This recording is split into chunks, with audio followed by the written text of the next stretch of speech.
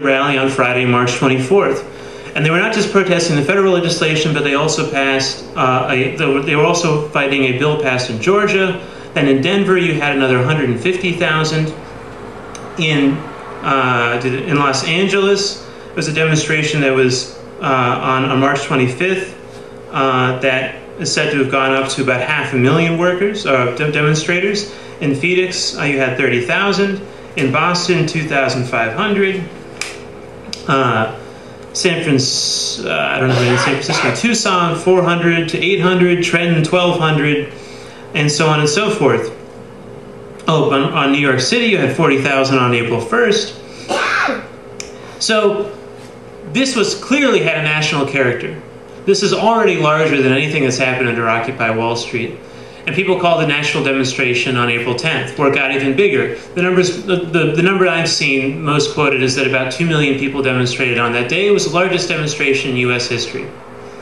That number was beat on a demonstration called on May 1st, which on the West Coast alone went to about 3 million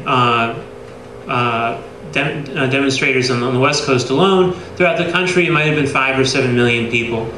And in these demonstrations, and on May 1st, it was also, once again, a work day, and people went out on strike. Even prior to April 10th, you had mass student walkouts. You had one wave of student walkouts on the West Coast that numbered about 40,000.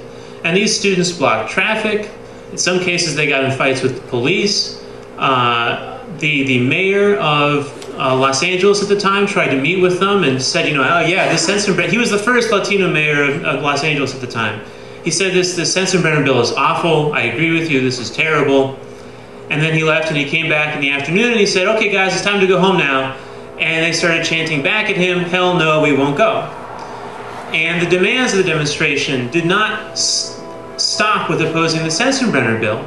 They went on to opposing the guest worker program. They went on to oppose militarization of the border. They called for amnesty, legalization of all, and even equal rights for immigrants. I actually looked up some of the demands. Locally, we had one in New Haven. That was one of the demands. There was a bunch of other great, let's see, oh, here we go, we got it here. Equal rights for immigrants, unite for jobs and justice. Immigrants are not criminals. Immigrants are not second-class citizens. Say no to a guest worker program, full amnesty for all. Yes to fair economic policies for other countries. And that was April 10th in New Haven. In San Francisco, I have it only really in Spanish. La legalización inmediata para todos los inmigrantes indocumentados, no a la criminalización de las personas, la desmilitarización de las fronteras, derechos civiles y libertades para todos. So I'm going to translate it roughly. Immediate legalization for all undocumented workers, no to criminalization of people, demilitarize the borders, and civil rights and liberties for all. And that was for the May 1st demonstration. Now, there were major debates in the immigrant rights movement. A lot of folks didn't want to boycott. Some people didn't think we could defend those who were going to go off their jobs, but other people said this is a bad idea, it's too disruptive, it's going to turn away our allies. And those were generally leaders among the clergy and leaders among a whole bunch of nonprofits and even some of the union movement like in SEIU. But even their own, and these were major forces who were leading the demonstrations. The Catholic Church was a major opponent of Sensenbrenner and did much effort to mobilize communities, as did unions all over the place, as did even the Spanish-speaking media from the newspapers, which printed articles saying "Todos a las calles" and had a route of the march right there in the paper, to the radio shows, which had lengthy conversations about the issues instead of the regular music programs. So we had sort of a contradictory situation here. There were mass mobilizations, and a portion of the leadership was opposing some of the militancy, but it didn't matter because the mobilization was so widespread that the immigrant workers themselves felt such power that in many cases they didn't listen to their own leaders and they went on strike anyhow. And this shows a certain dialectic between mass action and consciousness. But at the same time, that same demonstration I just quoted from on May 1st in San Francisco also had the slogan, "Today we march, tomorrow we vote." And that became one of the major slogans of that day. And immediately following May 1st, you saw a dramatic drop. It was almost like it disappeared overnight. And one of the main questions is why? I'll give you two reasons. One is the repression, which started immediately.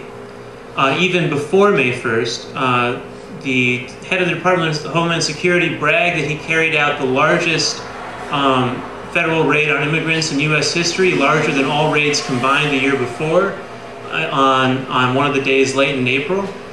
And then it followed from that point onwards, and there was not an adequate defense. And then secondly, there was no organized political leadership that was independent of the Democratic Party. So when people said, "Today we march, tomorrow we vote," the question hung in the air, vote for who? The Democrats do not recognize any of the demands that were raised on those 2 days. They did not recognize amnesty for all, legalization.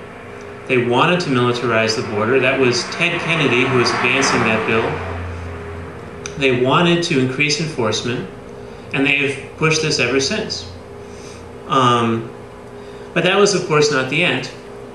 From that point on, the repression became one of the central points of the movement, and the opposition to the very dramatic and public raids that followed for about 2 years after were one of the main points of opposition.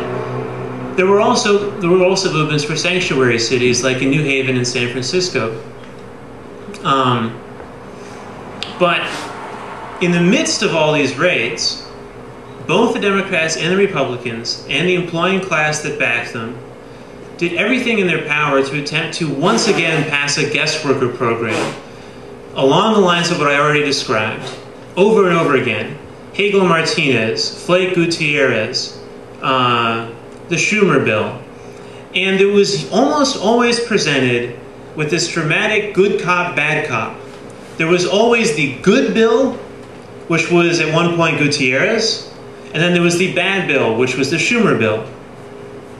And the bad bill was so bad that it made the other bill look good, even though it led down to the same path.